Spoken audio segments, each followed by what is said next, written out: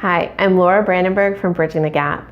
And one of the questions I receive really often is, am I too old to be a business analyst?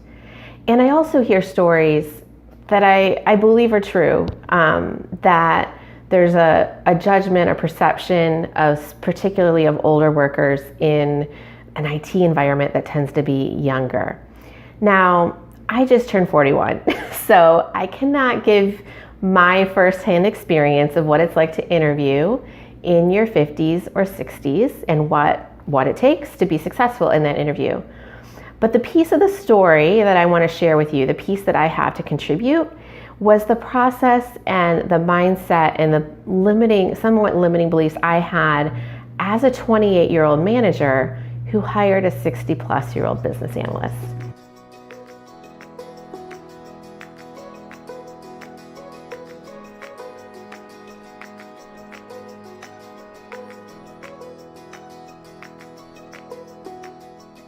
So I know that ageism exists in the workplace. I know that there's all kinds of unfairness in the world.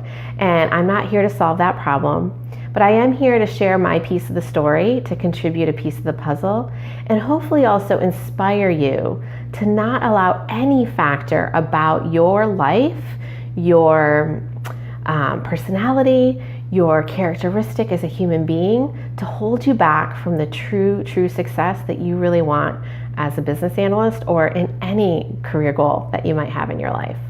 Okay, so let me just share a little bit about how this went. And I have some notes so I don't forget to share all the key points because it's an emotional story for me.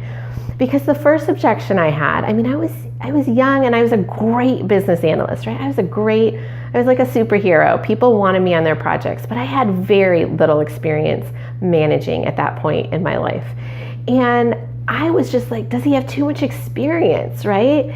We're an informal startup, so we were in an informal environment, and I was nervous that we didn't need a BA with too much experience because they might not fit in and they might bring too much methodology and too much, we have to do things this way to this informal environment. Now, even just as I said that, I was like, that was the most ridiculous thing to think in the world. In my current 41-year-old self knows that 28-year-old self had some pretty significant limiting beliefs. If anything, we needed somebody with that kind of experience to bring the breadth of experience to this young, thriving organization that had huge growth plans.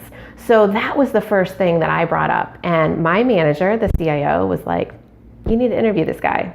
Like threw the resume back at me and was like, interview him. I was like, okay, let's do this, right? So then the fear came up of, well, maybe he knew more than me. He probably did, right? Know more than me, right? About business analysis. He had a huge, deep technical background, like way more experience in education and qualifications than I did for that role. So I wasn't really worried about my job, or my role. And some people might be, you might interview with a younger manager who's really worried that you're going to overstep them. But that wasn't the fear that I had. I was just kind of worried about looking like I didn't know what I was doing, right? And what if this guy comes in and is talking past me and I actually can't effectively manage him because he knows more than me? That was, again, limiting belief, fear. Got past it. And then the next fear that came up was how would he actually feel working for me?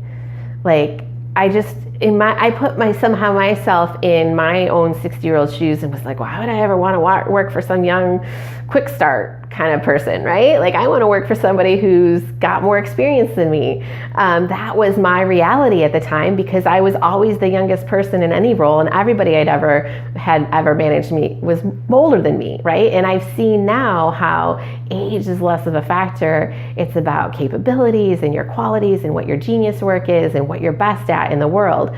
But at that point in time, I'd never seen an environment where somebody older was being significant age gap where somebody older was being managed by someone younger, right? And so it just made me he's gonna feel uncomfortable with me was my again, limiting belief. And so I actually asked him that question flat out in like the second or third, whatever the final interview was, like, are you okay like being managed by me or having me be your manager, right? And he was like, yeah, I'm fine with it. Like, of course, he was at the third interview, like really putting all that he had into the interview process. And of course he was, right? But he just like, I asked that question and he's like, yeah, no problem. And that was for me, like the light bulb went out, like, okay, or up, out, right, up. Light bulb went off, that's the right word, right? Like, okay, I can do this. He's okay with it. I need to figure out how to get me okay with it. Now, not every manager might be aware that these fears are coming up for them. It's probably some version of this though. And to be honest, like what was really coming up for me was more about my discomfort in being a manager than it was about the age difference or the capabilities. Like this was only the second person I'd hired at that point. And the first person I hired was actually older than me, but not by so much. And so I just like, it was the thing that was out there and it was easy to see. And so I'm sharing this. Why am I sharing this, right? It's not because I want to be a hero about the situation. Obviously, I was not a hero. I worked through a lot of stuff in order to make this happen. And it's not to kind of make out this story to be like your story, right? There might be pieces of it that land with how you have shown up either as a young manager or as an older person seeking employment with a younger manager, right? You might resonate with some of that. And I really just wanted you to see what was behind the scenes because that empowers you to see it's not just about you, right? It wasn't really, none of what I shared was really about him. It was all about my own stuff. And so when you're thinking about that situation and you're afraid of the reaction, how can you turn that around? How can you make that person feel super comfortable with you? How can you make that person use your BA skills to help them see how you're going to add value to the organization and bring more to the organization and ask great questions and rely on them and collaborate with them in an appropriate like manager employee relationship, right? And that you're ready to embrace that role and you're excited to work with them to make them feel comfortable in that as well. And the other thing is to not take that rejection personally, it's really easy when job searches are hard, like really, really hard. And there's most likely you're going to hear no more, well, you're going to hear more no than you hear yes. Like very few people fly through life and get every job that they ever apply to and never hear a no, right? It's kind of like dating, right? Like very few people meet and date the very first and marry and live forever with the very first person they ever date. Like it happens, but it's very, very rare. Most of us are going to hear no's somewhere along the path.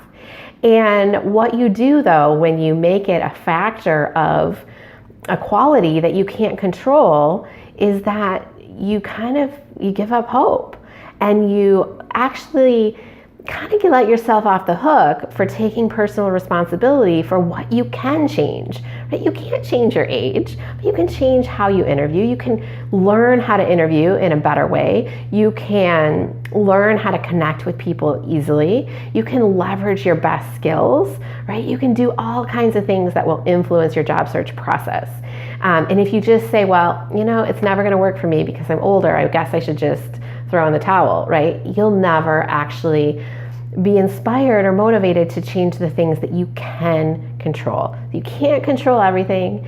There's a lot of, I'm not saying there's not unfairness in the world and that people don't make decisions on factors that they shouldn't make decisions on, but all you can do is take charge of the pieces that you can control and move forward in spite of the no's and learn from the no's when you can. And when you just see that it's truly a judgment, just let that roll off. It hurts, but as easily as you can and move forward till you find the person who's going to work through their own limiting beliefs to hire you because you have so much to offer. I mean, the piece I haven't shared yet is that, that person brought that experience was so valuable to our organization. And I learned so much from him about business analysis. And I rely, like, that's still part of who I am today. And you have that gift of experience and knowledge and acumen that often a younger person doesn't have because they haven't seen the depth of the situations and the encounters that you've had. So use that as your strength, your experience. Be excited to offer that to the world. And I just wish you the best in finding the job that's a perfect fit for you and finding the right person who really sees you for the qualified, excited, engaged individual that you are. So again, I'm Laura Brandenburg at Bridging the Gap. Thank you for being here. We help mid-career and advanced career professionals start business analyst careers. I don't think you're ever probably too old to be a business analyst. It's just, when is it your time?